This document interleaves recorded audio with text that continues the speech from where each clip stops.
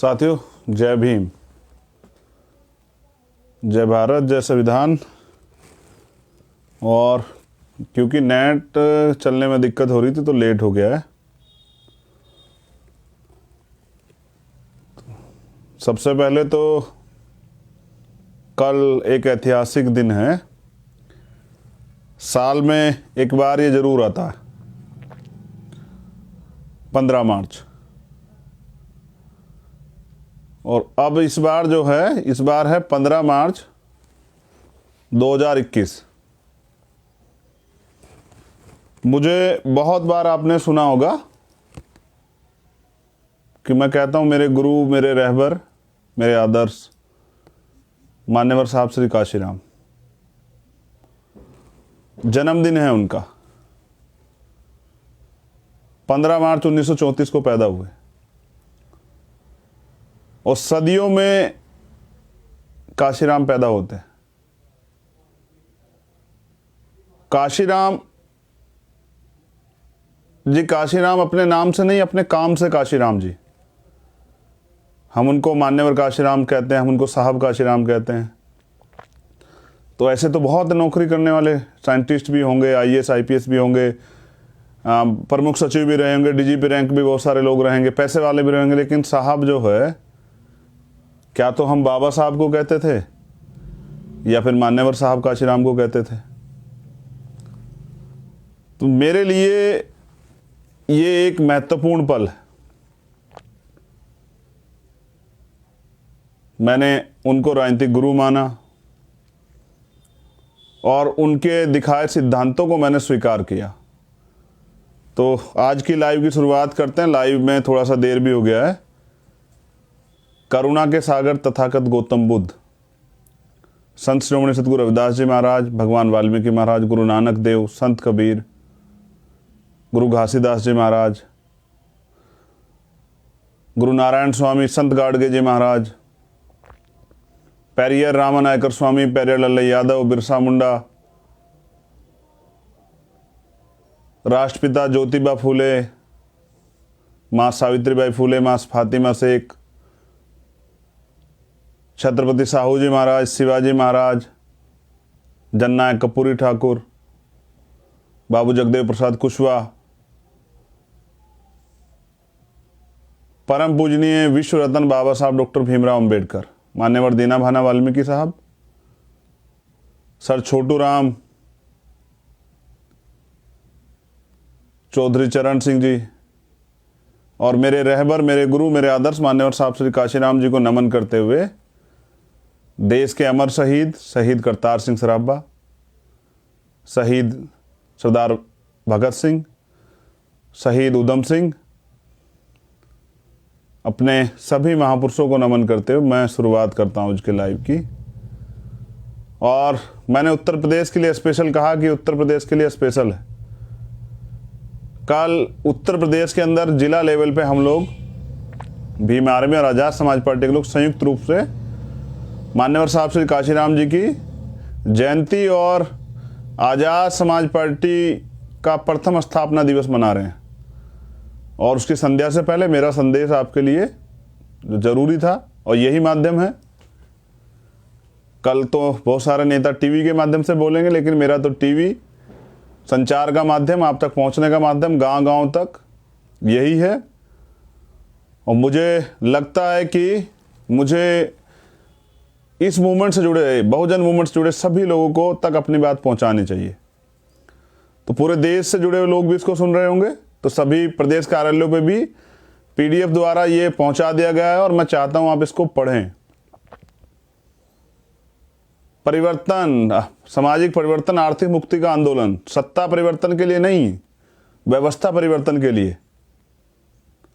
और बाबा साहब अम्बेडकर ने भी कहा और काशीराम साहब ने कहा, जब तक तीसरी शक्ति का निर्माण नहीं होगा, हम किसी विचारधारा के, जो विचारधारा पहले से थी, जिन्होंने गैर बराबरी को बढ़ावा दिया, उनके साथ खड़े होके या उनके जैसी बातें करके अपनी मूवमेंट नहीं चला सकते हैं। हम पे सिद्धांत है अपने महापुरुषों के, और जरूरी नहीं आप सबको सहमत कर पाएं, लेकिन आप सच्चाई की बात तो रखेंगे। वो जरूरी नहीं सबको अच्छे लगे।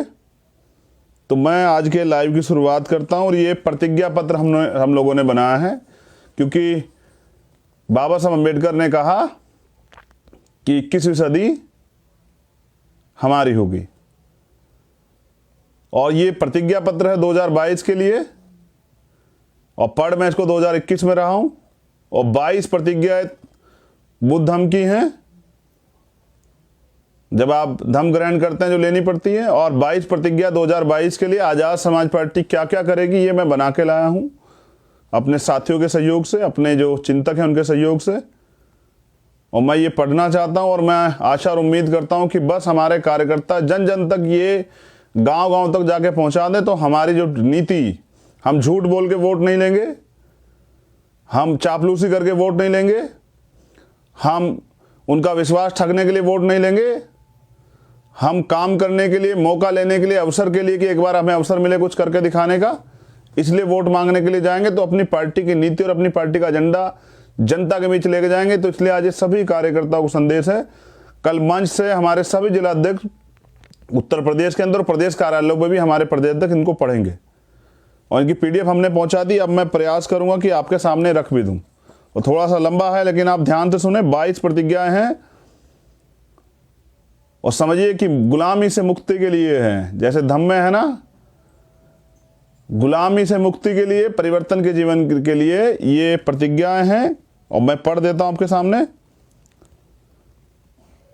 आजाद समाज पार्टी काशीराम, आदरणीय भाइयों बहनों, माताओं बुजुर्गों, आजाद समाज पार्टी मजदूरों तथा किसानों व महिलाओं के ऊपर हो रहे अत्याचार, शोषण, व्याभिचार तथा वर्तमान भाजपा सरकार जनहित विरोधी कानून बनाकर किसान, मजदूर व अल्पसंख्यक समाज को दमन के विभिन्न तरीके अपनाकर समाज के इन वर्गों का विकास की मुख्य धारा से अलग करके, दमन के विभिन्न तरीके अपनाकर समाज के इन वर्गों को मजबूर व लाचार बना देना चाहती है।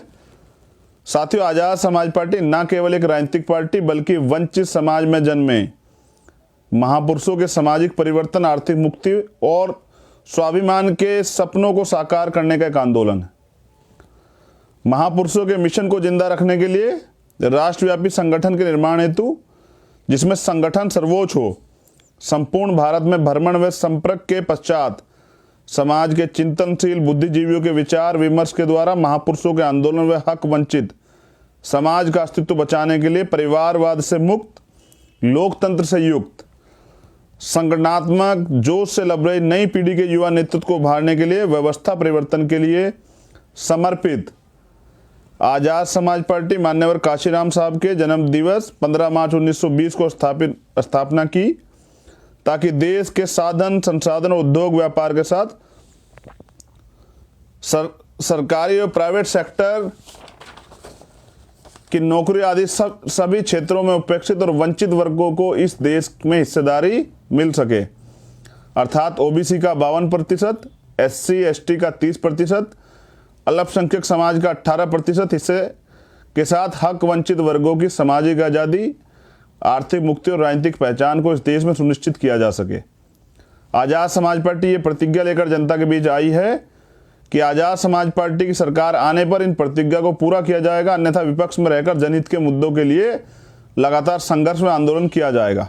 ये है हमारी प्रतिज्ञा है, और अब मैं उनकी शुरुआत करूंगा, लेकिन उससे पहले बता दूं कि बाबा साहब अम्बेडकर कहते थे कि लोकतंत्र में सत्ता से ज्यादा अहम भूमिका होती है विपक्ष की। डरा हुआ पत्रकार और सोया हुआ विपक्ष लोकतंत्र के लिए हानिकारक होते हैं।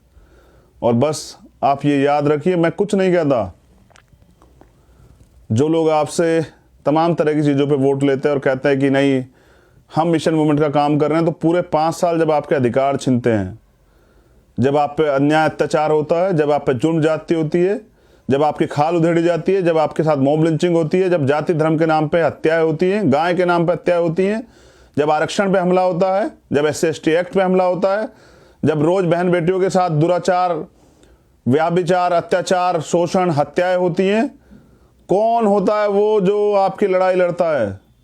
और यही तो राजनीति है कि अपने लोगों की हक की लड़ाई लड़ना। तो सिर्फ और सिर्फ भीम आर्मी और आजाद समाज पार्टी का प्रत्येक कार्यकर्ता अपनी जान की बाजी लगा के, जिनकी वजह से मैं हूं, और जिनकी वजह से बहुजन मूवमेंट को जिंदा दोबारा किया गया, और जिनकी वजह से नए नौजवानों के साथ पुराने जो हमारे जो निराश लोग घर बैठे थे उनमें भी जान आ गई, उनका विश्वास मजबूत हो गया है कि अब कुछ परिवर्तन होगा। तो ये ही राजनीति है विपक्ष की, और विपक्षी भूमिका अदा कर रही है भीम आर्मी आज़ाद समाज पार्टी। तो मैं प्रतिज्ञाएं पढ़ता हूं और आपसे चाहता हूं कि आप इस पे, हमारे कार्यकर्ता तो इनको रट लें, अपने दिमाग में बिठा लें, ये कैडर है आपका, और इसको लेके जाना आपको जनता के बीच। और जो तमाम विचारक और बुद्धिजीवी इसको पढ़ेंगे तो उनको पता लग जाएगा कि हम पे क्या एजेंडे हैं, किन एजेंडों पे हम काम करना चाहते हैं। ये आपको मेन स्ट्रीम मीडिया नहीं दिखाएगा, ये दिखाएगा आपको आपका सोशल मीडिया, और यही बाद में वीडियो के रूप में हमारे बहुजन चैनल जो हैं वो उठाकर बनाएंगे वीडियो, और आप लोग आराम से सुनना। और कार्यकर्ताओं के पास तो मैंने भेज दिए, जिला अध्यक्षों के पास PDF, वहां से वो उसको पढ़े भी और जनता के बीच कल जरूर पढ़ के सुनाएं। किसी भी सरकारी, गैर सरकारी एवं मजदूर की ड्यूटी के दौरान मौत होने पर उसके परिवार को 1 करोड़ रुपए का मुआवजा तथा उसके परिवार के एक सदस्य को उसकी योग्यता अनुसार सरकारी नौकरी दी जाएगी। और ये कब? जब आजाद समाज पार्टी की सरकार आएगी। दूसरी प्रतिज्ञा, राष्ट्रपति है मजदूर की संतान, शिक्षा हो सबको एक समान सिद्धांत के तहत समान एवं अनिवार्य शिक्षा, जिसमें सभी के लिए समान पाठ्यक्रम, समान माध्यम एवं समान मूल्यांकन प्रणाली एवं विशेष रूप से भारतीय संविधान के अध्ययन व अध्यापन को बढ़ावा दिया जाएगा। प्राकृतिक आपदाओं, कृषि में सूखा, बाढ़, ओलावृष्टि इत्यादि में किसानों के साथ साथ खेतों में काम करने वाले खेतियार मजदूरों को भी क्षतिपूर्ति मुआवजा दिया जाएगा।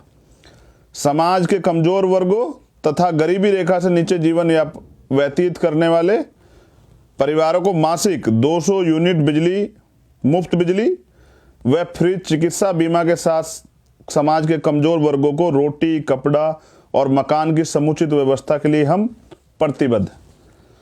प्रदेश में हर गरीब परिवार की लड़कियों को 12वीं तक मुफ्त शिक्षा, वजीफा तथा स्कूल कॉलेज तक आने जाने के लिए फ्री बस सेवा। जिन ग्रामीण इलाकों में, कस्बों में बस सेवा नहीं है, वहां स्कूल जाने वाली बच्चों के लिए मुफ्त साइकिल उपलब्ध कराने का काम करेंगे। और माइनर गर्ल एजुकेशन, छोटी बच्चों के लिए पढ़ाई की विशेष व्यवस्था करेंगे कि वो पढ़ें और अपने जीवन में को संपूर्ण करें, आगे बढ़ाएं अपने जीवन को, देश की तरक्की में अपनी भागीदारी करें महिलाएं और हमारी बहनें। कच्ची पक्की कॉलोनियां व ग्रामीण क्षेत्र के विकास के लिए सड़क, नाली, पानी व सीवर विकसित कर स्वच्छ व सुंदर वातावरण बनाया जाएगा। और बहुत सारे लोग तो इन्हीं की वजह से बीमार होकर मर जाते हैं। आजाद भारत के 70 साल बीत जाने पर प्रदेश में अभी भी 8-10% जनसंख्या झुग्गी झोपड़ी, फुटपाथ, रेलवे स्टेशन या फिर खुली छत के नीचे सोने के लिए मजबूर हैं। ऐसे लोगों के लिए सरकारी खर्च पर रैन बसेरा या फिर उनके लिए छोटे आवास की व्यवस्था करने का काम करेगी।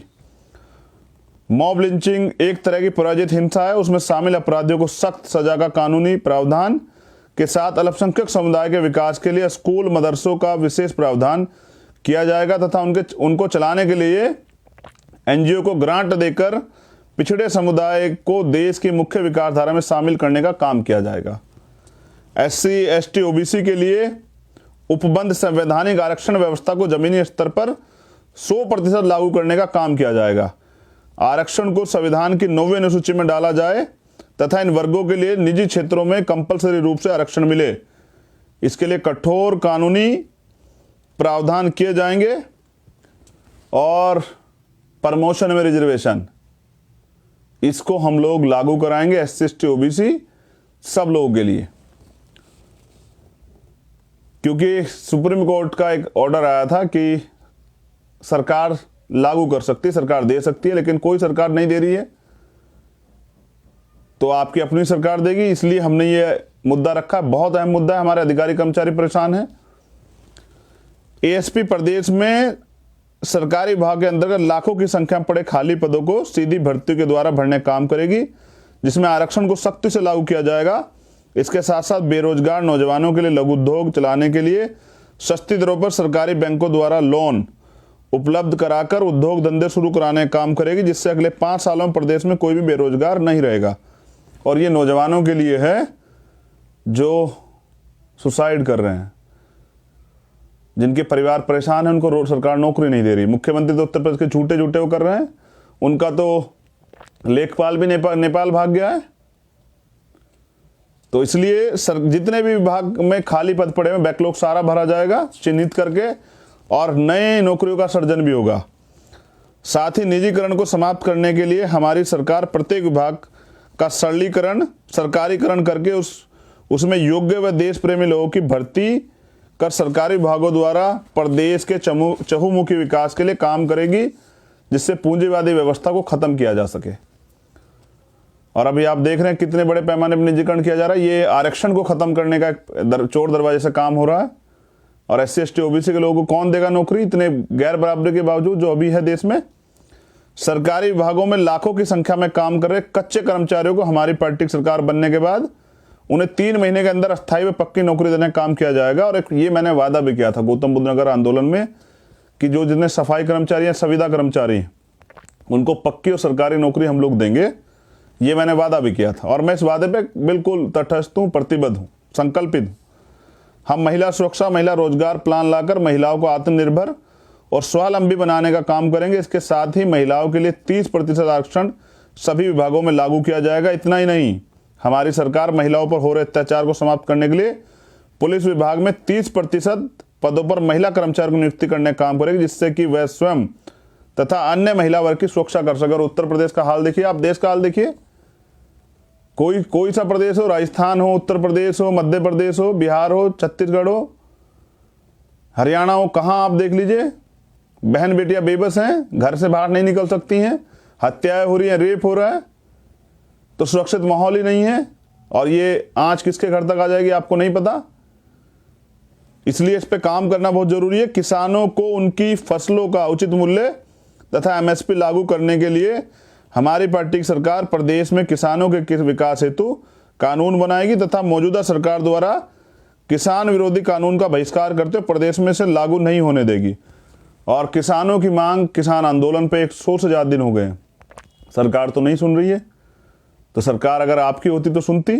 इसलिए किसान भाइयों से मेरा अनुरोध है कि वो भी आजाद समाज पार्टी को समर्थन करें, मदद कराएं और किसानों की सभी मांगों पे हम लोग काम करेंगे, क्योंकि किसान देश का अन्नदाता है और वो देश की रीढ़ है। हम कमजोर नहीं होने देंगे किसानों को। हम उनके आंदोलन में भी साथ हैं और उनके लिए कानून भी बनाएंगे जब हमें अवसर मिलेगा। मुस्लिम समाज के लिए सच्चर कमेटी की रिपोर्ट पर तुरंत अमल होगा।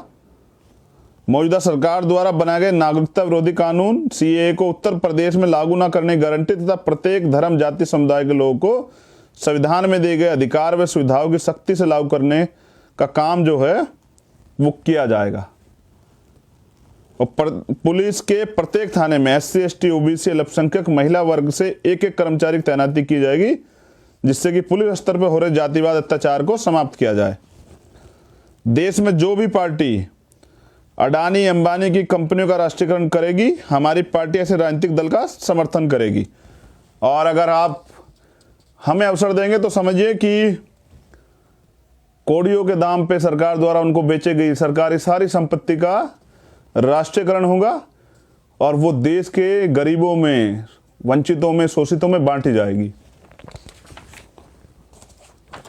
उच्च शिक्षा संस्थानों में स्वायत्तता घोषित करके वहां आरक्षण व्यवस्था को खत्म करने का षड्यंत्र सरकार कर रही है, उसे तत्काल रोका जाएगा तथा युवा प्रतिभाओं को निखारने के लिए विदेशी यूनिवर्सिटी में अध्ययन हेतु प्रतिवर्ष 10,000 छात्रों को अध्ययन हेतु सरकारी खर्च पर विदेश भेजने का कार्य करेंगे। और ये बहुत जरूरी काम है कि यहाँ का युवा पढ़ने के लिए विदेश में जाए और वहां से पढ़ के आके देश की तरक्की में हिस्सेदारी करे।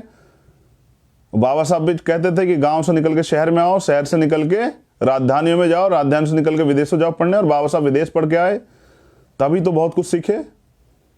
तो इसलिए इस पे जरूर काम होगा और इसमें वंचित वर्ग के लोगों को मौका जरूर दिया जाएगा, क्योंकि वो उनके परिवार जो है ना, अपना पेट काट काट के उनको पढ़ाने का काम करते हैं और अपनी कमाई का, ईमानदारी कमाई का एक बड़ा हिस्सा इसमें खर्च करते हैं।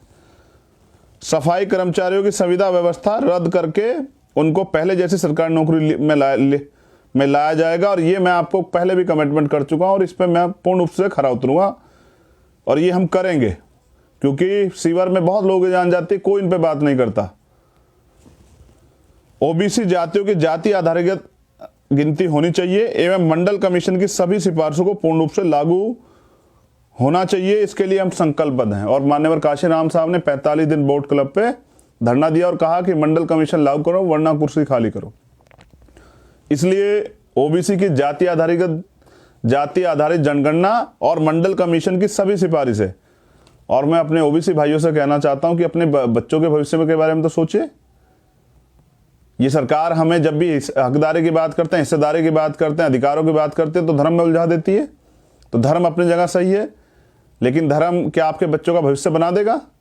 क्या आपके पेट में रोटी पहुंचा देगा? क्या आपके किसानों के खेत का जो है काम खत्म कर देगा? तो इसके लिए तो अधिकार चाहिए।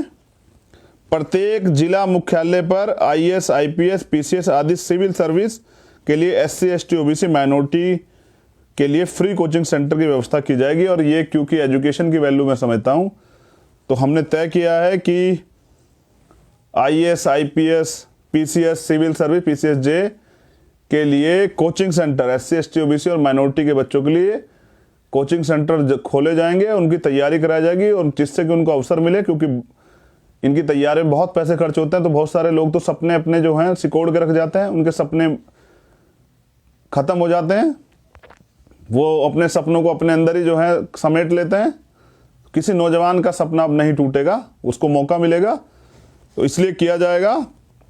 और अंतिम जो है 22वीं महंगाई की मार को देखते हुए टोल प्लाजा टैक्स फ्री करते हुए आजाद समाज पार्टी, बहुत गौर से सुनिए, महंगाई की मार जो है ना, लेकिन अभी क्या है, प्रधानमंत्री जी ने और ऑर्डर कर दिया है परिवहन मंत्री जी ने कि क्या है कि सब पे जो है वो होना चाहिए फास्टैग। अगर फास्टैग नहीं है तो दुगने पैसे वसूले जाएंगे। तो गरीबों की कमाई को देख किस तरह छीन रही है सरकार। तो जितने भी टोल है उत्तर प्रदेश के अंदर हमारी सरकार आते सब फ्री कर दिए जाएंगे। बहुत गौर से सुने, सारे टोल फ्री होंगे, क्योंकि जब हम गाड़ी खरीदते हैं तब टैक्स देते हैं, रोड टैक्स लाखों रुपए, और फिर इसमें भी एक जबरन वसूली। तो ये सारे टोल टैक्स फ्री किए जाएंगे। डीजल, पेट्रोल, रसोई गैस को जीएसटी के दायरे में लाने का काम करेंगे तथा प्रदेश सरकार द्वारा लगाई जा रही भरकम टैक्स ड्यूटी को कम करके डीजल, पेट्रोल को 40 से 50 रुपए प्रति लीटर देने के लिए के साथ साथ रसोई गैस की कीमत को आम उपभोक्ता के दायरे में लाने का काम करेंगे। बहुत गौर से सुनिए, बड़ा टैक्स लगाती हैं सरकारें भी, सेंट्रल गवर्नमेंट लगाती है, फिर सरकारें लगाती हैं। तो हम प्रयास करेंगे कि उस टैक्स को, जो भारी भरकम टैक्स ड्यूटी लगी, उसको कम किया जाए और 40 से 50 रुपए में पेट्रोल डीजल की व्यवस्था जो है वो कराई जाए, जिससे कि कम से कम मार जो है, आय तो सरकार नहीं बढ़ा पा रही, लेकिन महंगाई की मार जो है खूब बढ़ी है। 250 रुपए तो सिलेंडर बढ़ गए दिसंबर से अब तक, और पेट्रोल देखिए 100 के आसपास चला गया है। आंदोलन करने जाओगे तो सरकार मुकदमे कर देगी। तो आम आदमी को इस महंगाई की लड़ाई लड़नी पड़ेगी। इसके लिए आजाद समाज पार्टी तैयार है। और अब बात करता हूं मैं, बस बहुत नेचुरल बात, ये 22 प्रतिज्ञा हमारी हो गई हैं, और मैं निवेदन करूंगा कि हमारे सभी जिलाध्यक्ष इसको जरूर पढ़ें, हमारी बातों को जनता तक जरूर पहुंचाएं, और अपने कार्यकर्ताओं तक, और इसी को पूरा कैडर बना के गांव-गांव जाके मीटिंग करें, इन्हें पहुंचाएं, वॉल पेंटिंग करें, अपनी मांगों को वॉल पेंटिंग पे, दीवारों पे लिखें, क्योंकि यही सस्ते संसाधनों से गरीबों की पार्टी को आगे बढ़ाना है। तो जीना कोई बड़ी बात नहीं, बड़ी बात है स्वाभिमान से जीना। ये बाबा साहब अम्बेडकर का एक वाक्य है। जीना कोई बड़ी बात नहीं है, बड़ी बात है स्वाभिमान से जीना। और जगाया उसे जाता है जो जिंदा होते हैं, मरे हुए को दफनाया जलाया जाता है। जिंदा हो तो जिंदा नजर आओ, नहीं तो दुनिया मरा हुआ समझ के आपको मिट्टी में दफना देगी। ये बहुजन नायक मान्यवर साहब काशीराम कहते थे। मैं ये कह रहा हूं कि आप लोगों से ये मत कहिए कि हम आपको शराब पिलाएंगे, अब पंचायत चुनाव आ रहा है। आप ये मत कहिए कि हम झूठे वादे करेंगे, हम ये करेंगे वो करेंगे। आप अपनी नीतियां लेके जाइए, जनता का समर्थन प्राप्त कीजिए। मैं तो बिल्कुल साफ तौर पर कह रहा हूं कि कोई पदाधिकारी सुनिश्चित कर दे, सभी पदाधिकारी, कोई हमारा प्रत्याशी जो है गांव में क्योंकि हमारी लड़ाई व्यवस्था परिवर्तन की भी है ना, तो शराब बांटना, इन सब चीजों पे फोकस करें। बिल्कुल झूठे वादे ना करें, जनता के बीच असली मुद्दों को लेके जाएं, और फिर मौका मिलने पे जनता के काम करें। एक तरफ पैसे वाले हैं, एक तरफ गरीब लोग हैं। महंगे चुनाव, सस्ता वोट, ये हमारा थीम रहेगा। महंगे चुनाव और सस्ता वोट, वोट की वैल्यू को समझें, वोट की सुरक्षा बहन बेटी की रक्षा करनी है। वोट का अधिकार बिकने के लिए नहीं मिला है, गुलामी से मुक्ति के लिए मिला है। तो अब इसका अगर आप सही प्रयोग करते हैं, आजाद समाज पार्टी के ईमानदार वर्करों को अगर आप इसकी मदद कराते हैं, तो आपके बच्चों का भविष्य जो है वो सुनिश्चित हो जाएगा। और फिर सुनिए, जो विरोध होता है वो ताकतवर का होता है, कमजोर का नहीं होता है। तो मेरी बहुत बहुत मंगल कामनाएं। मैं यही कहना चाहता हूँ, मेरे लिए सुनहरा है ये सपना, मुझे अवसर मिला है अपने महापुरुषों के आंदोलन को आगे बढ़ाने का। जैसा मैंने कहा, सदियों में पैदा होते हैं काशीराम और सदियों में पैदा होते हैं बाबा साहब डॉक्टर भीमराव अंबेडकर। आपके पास तो दोनों एक सदी में थे। तो नौजवानों से कहना चाहता हूँ, बहुत मेहनत किया आपने, बहुत संघर्ष किया है। अब 8 से 9 महीने जो 2022 के इलेक्शन के सोना नहीं है। अगर इस गुलामी से मुक्ति चाहिए और अपने हक अधिकार चाहिए, अपने आप को ताकतवर बनाना है, गुलामी से मुक्ति चाहिए और गुलामी की बेड़ियां काटनी है, अपने लोग गरीबों के लिए कुछ करना है, उनके आंसू पूछने हैं, उनके जीवन में बदलाव लाना, आर्थिक सशक्तिकरण करना है और देश की संविधान की सुरक्षा करनी है, आरक्षण की रक्षा करनी है, तो आजाद समाज पार्टी को मौका दें। और इसलिए नौजवान जो हैं निकले घर से बाहर और गांव-गांव जाके काम करें। और मैं ये भी जानकारी दे दूं, पंचायत चुनाव खत्म होते ही मैं खुद साइकिल यात्रा पे निकलूंगा और पहुंचूंगा हर जिले में। तो कार्यकर्ताओं से निवेदन है कि कल आपसे प्यार बना के रखें, भाईचारे का संदेश दें और अपने काम को आगे बढ़ाएं। मैं बहुत जल्द आपके गांव में, आपके ज़िले में पहुंचूंगा साइकिल यात्रा से। मैं इसीलिए तो हूं कि मैं अपने लहू का एक एक कतरा जो है लगा दूंगा अपने महापुरुषों के आंदोलन को आगे बढ़ाने के लिए। और वो नोट नहीं बना, याद है ना, जो आपके भाई को खरीद सके। मैं आपका नेता नहीं, मैं आपका बेटा हूँ, आपका भाई हूँ। और मैं धन्यवाद देता हूँ आज के शुभ अवसर पे, आज के मंगल अवसर पे भीम आर्मी के सभी कार्यकर्ताओं का, भीम आर्मी के हमारे तमाम नेताओं का, भीम आर्मी के राष्ट्रीय अध्यक्ष जी का, राष्ट्रीय महासचिव जी का, राष्ट्रीय उपाध्यक्ष जी का, सभी प्रदेश अध्यक्षों का, सभी प्रदेश प्रभारियों का, हमारी महिला नेताओं का। और मैं धन्यवाद देता हूँ आज़ाद समाज पार्टी के कार्यकर्ता का, जिनकी वजह से मैं हूँ, आज़ाद समाज पार्टी के सभी पदाधिकारियों का, सभी प्रभारियों का और पूरे बहुजन समाज का। मुझे सुनने के लिए बहुत बहुत आभार। आपका दिन, कल का दिन आपका बहुत मंगल हो, आपका भविष्य मंगल हो और आपकी तरक्की के लिए कामनाएं। तथागत की अनुकंपा आप पे बनी रहे। जय भीम, जय भारत,